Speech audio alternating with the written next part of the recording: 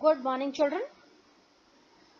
Children, I have started chapter number 3, that is metals and non-metals, and physical properties of metals and non-metals I have explained you already. Plus, one property of metal, that is turning of metal into metal oxide after allowing metal reacting with oxygen, or burning of metal in presence of air, we have finished.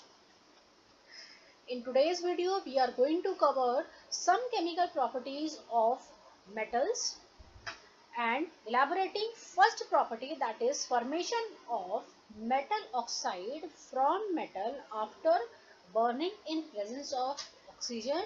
I am going to describe here. Now children, as you all know, I told you earlier, there are two metals, that is sodium metal and potassium metal. Sodium Na, potassium K. These two metals are highly reactive metals, and these two metals, if we are taking these metal and start burning it, or we allow oxygen to start reacting with these two metals, they will turn up into their oxide. That means sodium will turn up into sodium oxide, potassium will turn up into potassium oxide, or Na will turn up into Na2O, K will turn up into K2O, as you are seeing reaction on the screen. Children, one question used to be asked, that metals like sodium and potassium are always stored in kerosene. Why? Answer is, children, just now I told you that sodium and potassium metals are highly reactive metals, and you all know that in surroundings oxygen gas plus water in a form of moisture is always present. So they are very much available to everybody, including every substance. For example, if I am taking one sodium piece and I kept that sodium piece on the slab of a chemistry lab, so what will happen? Sodium is highly reactive metal, potassium is also very highly reactive metal. I have taken one piece of sodium, one piece of potassium, I kept it on the slab of chemistry lab.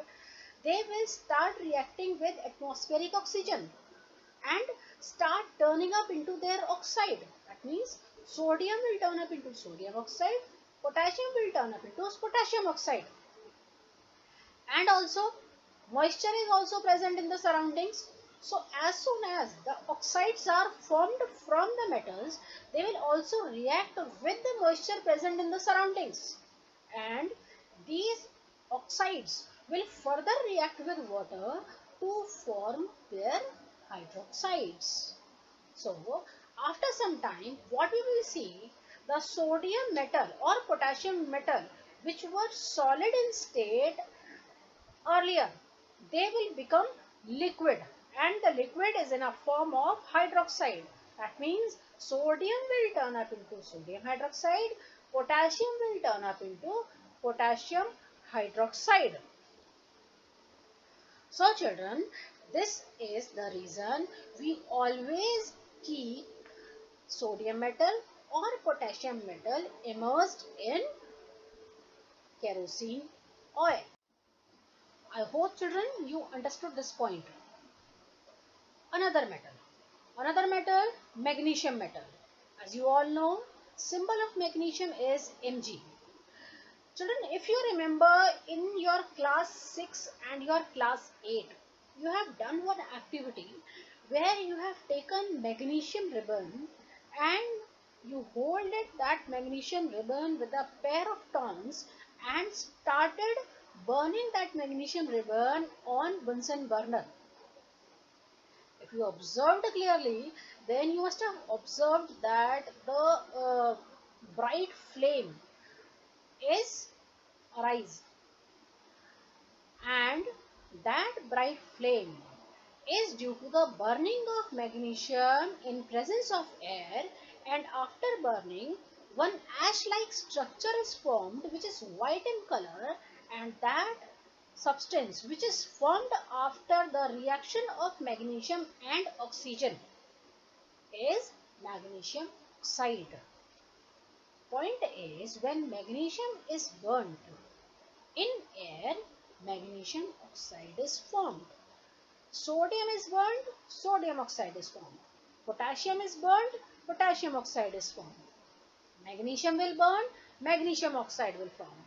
Any metal will be burned, only its oxide is going to be formed. Another example, children.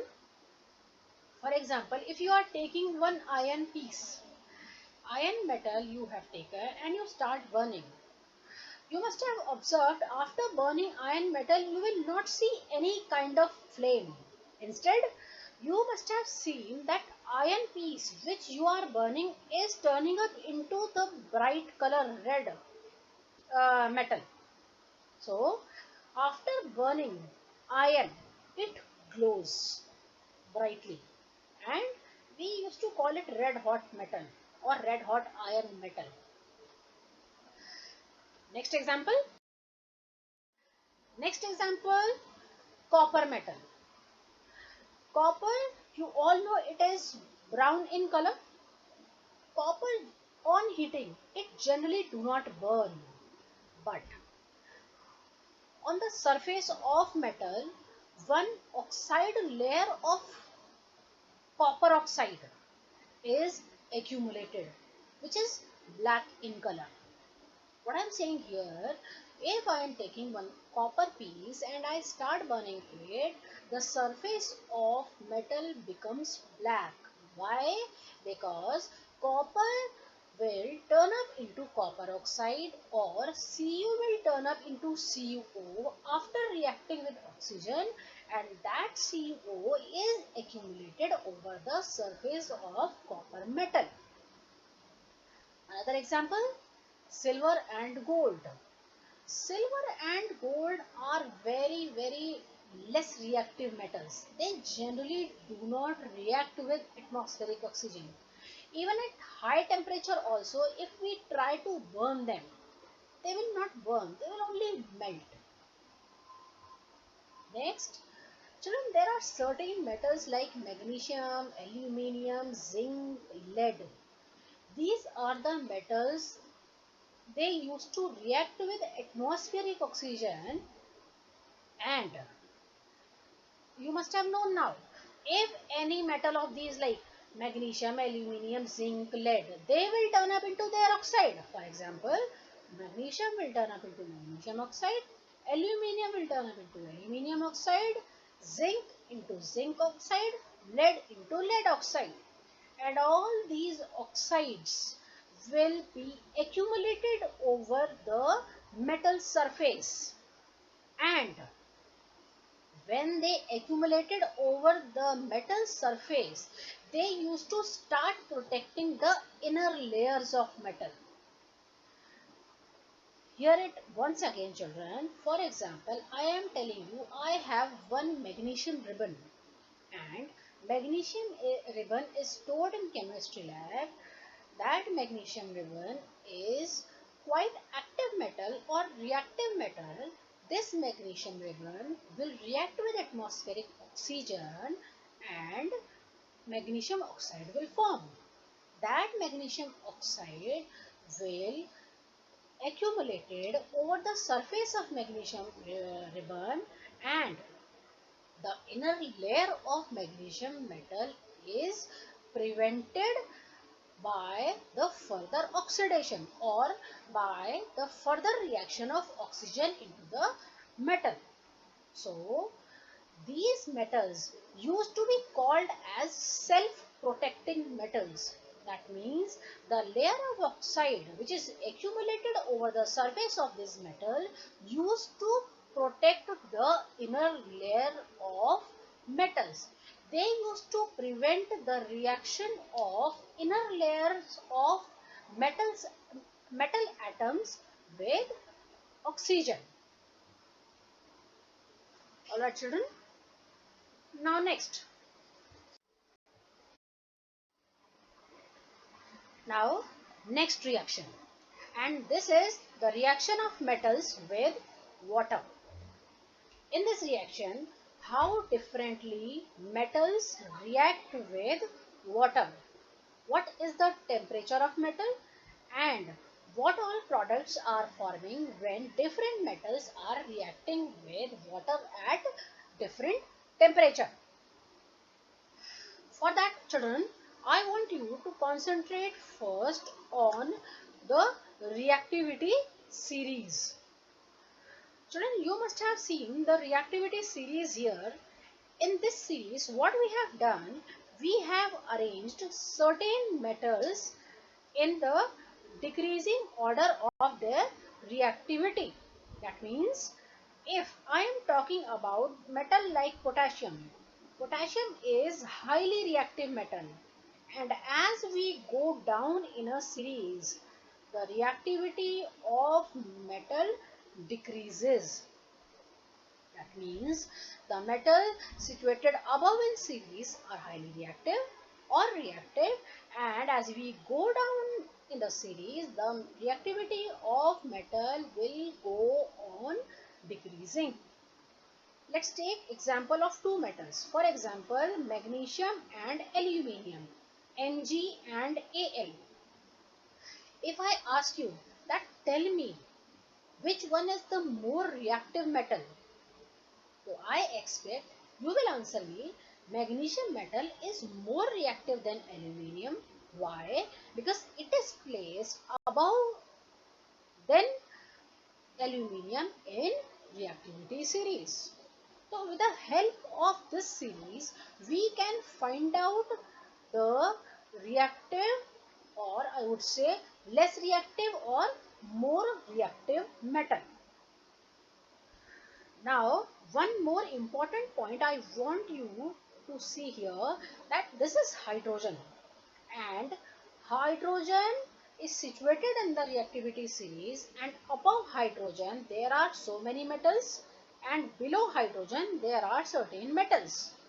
I can say here all the metals which are situated above than hydrogen are more reactive than hydrogen, and the metals like copper, mercury, silver, gold which are situated below to hydrogen are less reactive than hydrogen. What did I say? I said the metals which are above in reactivity series than hydrogen are more reactive than hydrogen, and the metals which are below than hydrogen are less reactive than hydrogen. Children, this is the point which we are going to use in this reaction. Now children, for example, I have taken here potassium, sodium, calcium, aluminium and iron metal, and I am showing you here metals reaction with water.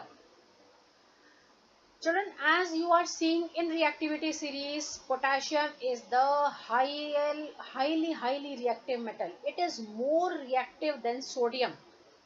Here, potassium is reacting with water, and here I am mentioning the state of water is liquid, and it is turning up into its hydroxide plus hydrogen gas is liberated.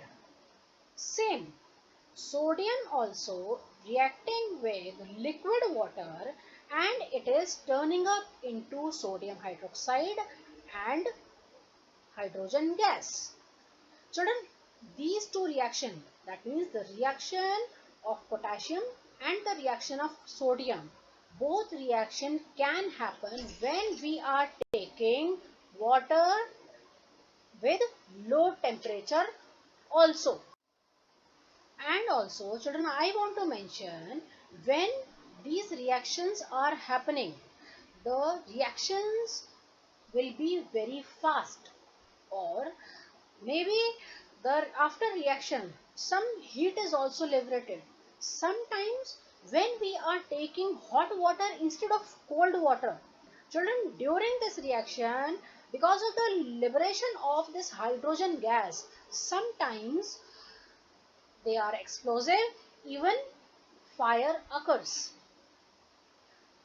I mean to say, if I am taking cold water, reaction occurs very fastly, and if I increase the temperature of water, the reaction will be very vigorous and maybe explosive.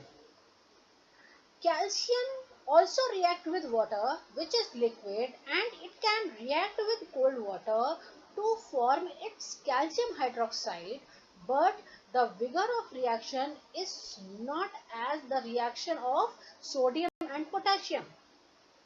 Reaction is moderate. Hydrogen gas is liberated, but in this reaction, the the explosion or fire does not happen. But as soon as I increase the temperature of water, the reaction will be more vigor. That means the reaction will happen fast. Now come on, aluminium. If you are seeing, aluminium is low reactive than calcium.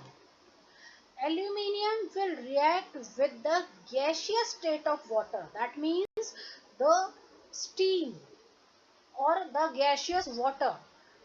When aluminium react with steam, it will turn up into aluminium oxide. It will not turn up into aluminium hydroxide, and hydrogen gas is liberated. Iron metal. Iron metal will also react with steam only. You are seeing here in bracket I have given G. G means gaseous. Water is taken in gaseous form. And children, if you are seeing, aluminium is more reactive than iron. So for this reaction to be happened, I have to heat iron. I have to take iron as red hot iron. This hot iron will be taken and a steam is passed over it. And what will happen there? Then iron oxide or magnetite will form along with the elimination of hydrogen gas. Children, if you see Fe3O4, it is iron oxide. Actually, it is a mixture of two oxides of iron, that is FeO and Fe2O3. If you take these two oxides and you add mathematically these two oxides, that means FeO plus Fe2O3, you will get Fe3O4. Children, if you see, first two reactions are happening with cold water and the vigor of reaction is very fast. These are instantaneous reaction. Sometimes explosion is also happening. As we go down, that means with calcium, the reaction vigor is slow. It is lower than calcium, so it is lower than potassium and sodium.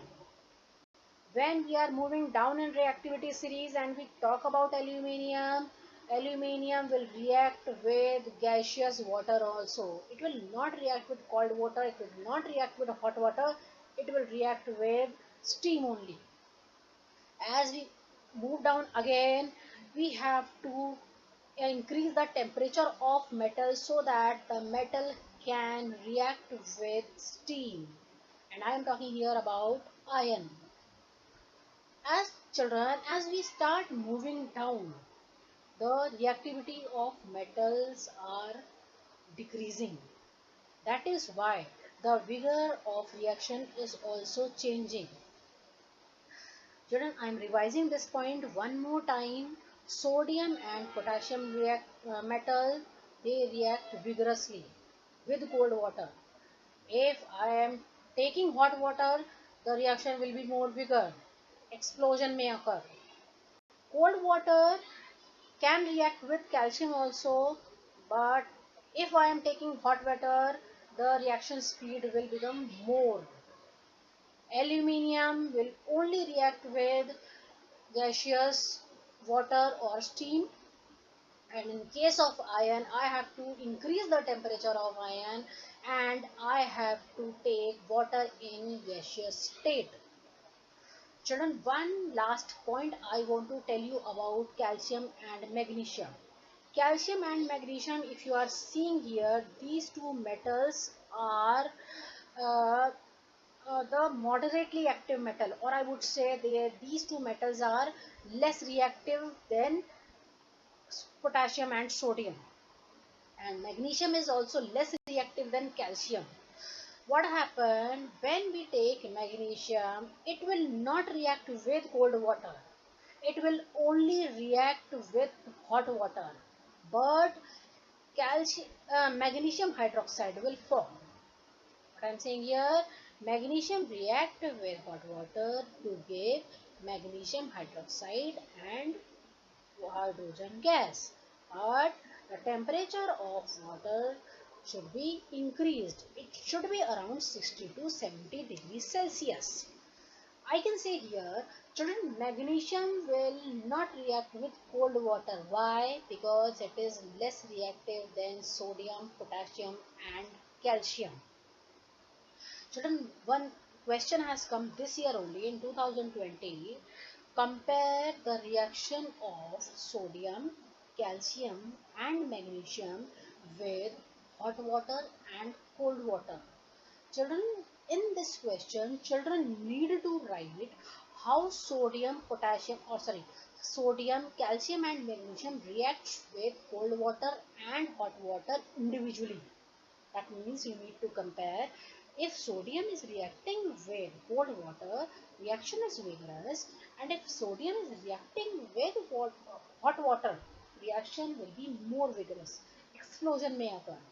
Calcium react with cold water to give calcium hydroxide, but if we are taking hot water with calcium, the speed of reaction will increase. Magnesium does not react with cold water. Magnesium only reacts with hot water. And last point, children, of this reaction. Children, in case of calcium, what happens when calcium is added in cold water? After some time, the reaction stops. And the question is why? Children, texture of calcium is just like your talcum powder. You must have seen, must have feel the texture of calcium. You must have feel the texture of this talcum powder. Same texture is of calcium. It is very fine powder, and we add fine powder in a beaker, and if we add cold water into it, the reaction will start. Hydrogen gas will start liberating. But after some time, what will happen? That hydrogen gas particles will start sticking to the particles of calcium. So one aggregate clogged particle will start forming, and that clogged particle will start accumulating over the surface of that water, and the further reaction stops. This is the reason why initially the reaction will happen. Hydroxide will form, hydrogen gas will liberate, but after some time the reaction stops. So children, this is today's part. I hope you understand all the points.